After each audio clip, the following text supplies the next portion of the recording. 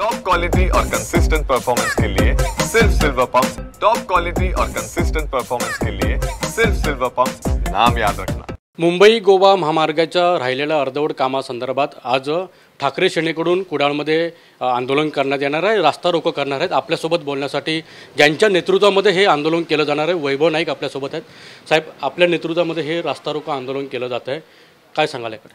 खरं तर 11 वर्षापूर्वी हा महामार्ग सुरू झाला। 11 वर्ष त्या खात्याचे मंत्री नितीन गडकरी साहेबच आहेत आणि असं असताना सुद्धा हा मार्ग पूर्ण होऊ शकला नाही।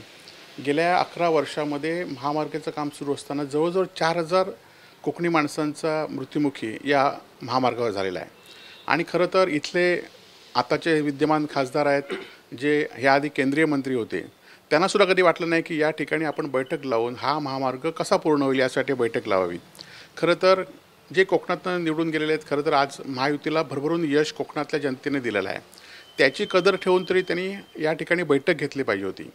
काल मी आढावा घेतला या सगळ्या महामार्गाचा, तेव्हा 98% काम पूर्ण आहे म्हणून सांगतायत, परंतु त्यामध्ये सिव्हिल काम अपुरं आहेत। आता सिव्हिल काम म्हणजे काय, जी उड्डाणपुलं आहेत तीच अपुरी आहेत। म्हणजे 4-4 किलोमीटरची उड्डाणपुलं 4-5 ठिकाणी अपुरी आहेत, अनेक ठिकाणचे ब्रिज अपुरे आहेत आणि त्यामुळे हा महामार्ग 98% पूर्ण आहे म्हणजे ही राजकीय लोकांवर अधिकाऱ्यांनी केलेली धूळफेक आहे। आज सिंधुदुर्ग जिल्ह्यातला रस्ता गेल्या 4-5 वर्षापूर्वी पूर्ण झाला। सातत्याने आम्ही त्यावेळी उद्धवजी ठाकरे यांच्या हस्ते या रस्त्याचं भूमिपूजन झालं, सिंधुदुर्ग जिल्ह्यातला पॅकेज पूर्ण झाला। तरी पण या कामाचा दर्जा मात्र आज कणकोलीच्या समोर जे उड्डाणपूल आहे ते उड्डाणपूल गेले 4 वर्ष एकतर्फी बंद आहे, एका बाजूचं बंद आहे। म्हणजे एका हजारो कोटी रुपये खर्च करून हा रस्ता झाला आहे आणि त्यातलं एक उड्डाणपूल गेले 4-5 वर्ष कमजोर असल्यामुळे बंद आहे, म्हणजे सुरू व्हायच्या आधीच 4-5 वर्ष बंद आहे। ही खरं तर वाईट अवस्था या कामाबद्दल आहे।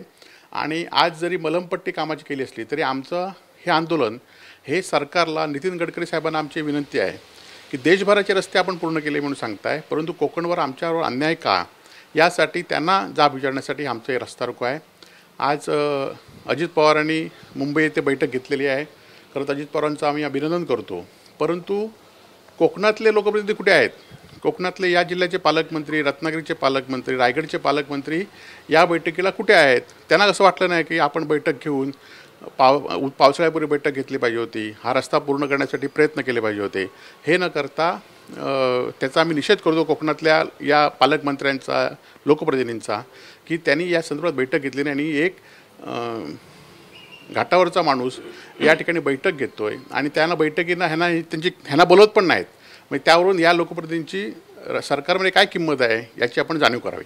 साहेब, सिंधुदुर्गामध्ये हायवे बऱ्यापैकी पूर्ण झाला आहे, पण मात्र तुम्ही जे आता आंदोलन करताय ते मुंबई गोवा महामार्गासाठी, म्हणजे रायगडचा अपुरा आहे, रत्नागिरीमधला काही भाग अपुरा आहे, त्यासाठी आंदोलन असणार आहे?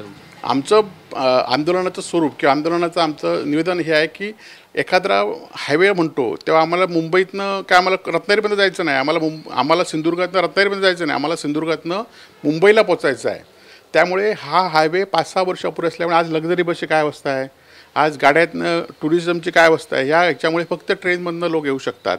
आज दुर्दैवाने आमचं विमानतळसुद्धा बंद आहे आणि एकीकडे सगळे महामार्ग पूर्ण होत आहेत, स्टेट हायवे पूर्ण होत आहेत, परंतु आपला हा महामार्ग पुरवत नाही। यासाठी सरकारला जाग आणण्यासाठी हे आमचं आंदोलन आहे। आंदोलनाची काय तीव्रता असू शकते, काय तुम्हाला प्रशासनाकडून सांगण्यात आलं? नाही, प्रशासनाकडनं काही सांगू नये। आमचं आंदोलन हे शांततेच्या मार्गात असणार आहे, लोकांना जाग आणणार, लोकप्रतिनिधींना जाग आणण्यासाठी आणि नितीन गडकरींना या सगळ्याची जाणीव करण्यासाठी हे आमचं आंदोलन आहे।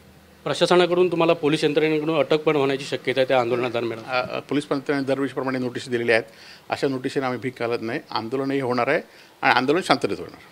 नक्कीच आंदोलन हे शांतते मार्गाने होणार आहे आणि मात्र पोलिसांनी जरी नोटीस दिली असेल त्याला आम्ही भीक घालत नाही, अशी प्रतिक्रिया माजी आमदार वैभव नाईक यांनी दिली आहे। कॅमेरामन सुमित गजनेसह अनंत पाताडे, TV9 मराठी, सिंधुदुर्ग।